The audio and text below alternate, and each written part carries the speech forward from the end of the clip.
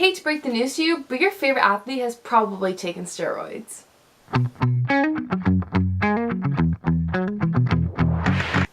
Okay, maybe not all your favorite athletes, but a good handful.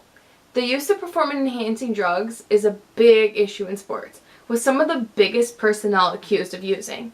But there are some steroids that are legal to use. The use of performance-enhancing drugs is most famous in baseball, where some of the biggest stars, and I mean the biggest stars, were accused and caught taking steroids. The second most famous sport is cycling. And like I said earlier, there are some performance-enhancing drugs that are legal and safe to use in professional sports. So let's talk about baseball.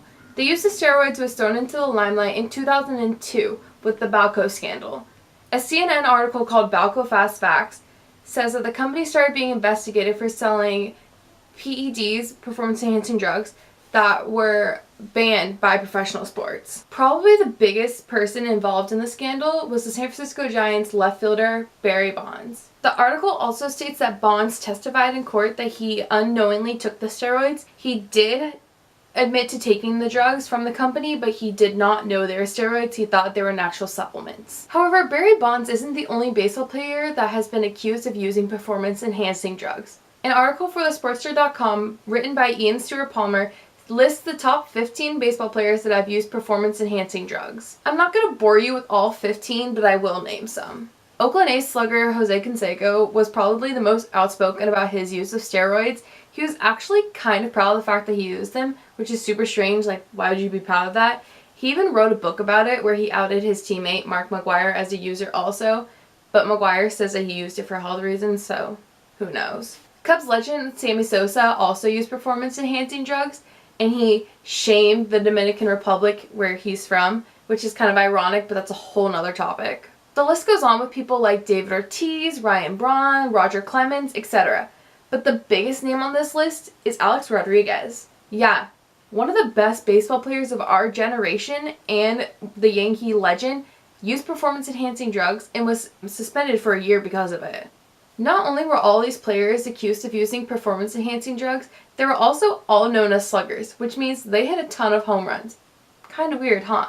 I mean, Barry Bonds hit 762 home runs in his 22-year career. That's crazy.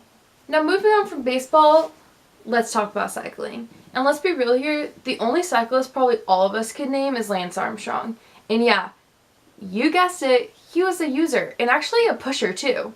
Juliet McCurr, a sports writer for the New York Times, detailed in an article Armstrong's role as the leader in a doping scheme in a 2012 article. She says, quote, Lance Armstrong and two of his teammates on the U.S. Postal Service cycling squad flew on a private jet to Valencia, Spain in June 2002 to have blood extracted. The next month, during the Tour de France, the cyclists lay on a bed where the blood re-entered their bodies. The reinfused blood would boost the rider's oxygen carrying capacity and improve stamina. She goes on to say that Lance also told a teammate that he used a testosterone that is banned called the oil. And that wasn't the first time Lance got a teammate involved. He basically ran his team and made all of them follow the same doping scheme, and if they didn't, he would kick them off the team. While this isn't exactly steroids, it still is illegal and still a type of performance-enhancing drug. I mean, it obviously works because he went on to win the Tour de France. Before Lance, there was the Fetsna scandal from the 1998 Tour de France. It was the first time group doping had been proven in cycling, and Vanessa Leon-Kessner calls it a revolutionary time for cycling. In an article for the Scandinavian Journal of Medicine and Science in Sports, she claims it to be the reason that anti-doping measures have increased so much since, and that tests are given regularly. Now, you might be thinking, are there steroids that are legal to use? And the answer is, yeah, there are some. There are two types of performance-enhancing drugs that are legal to use. The first are anabolic androgenic steroids. According to Robert Milne, MD, and Emil Ross in an article in the American Journal of Addictions, these steroids increase testosterone and build muscle mass as well as stimulate proteins and the enzymes that metabolize them. The other type are natural supplements. DHEA, creatine, and euphrin are becoming more and more popular among athletes. Once again, Milne and Ross say that they increase testosterone and muscle mass, which apparently athletes need. Those natural supplements can also increase overall physical well-being, which sounds good to me, right? Euphrin is the most popular among athletes because it increases short-term performance, which is great because most sporting events only last a couple of hours. But I honestly think they're so popular because they're sold at nutrition stores, so they're completely legal and you can buy them anywhere.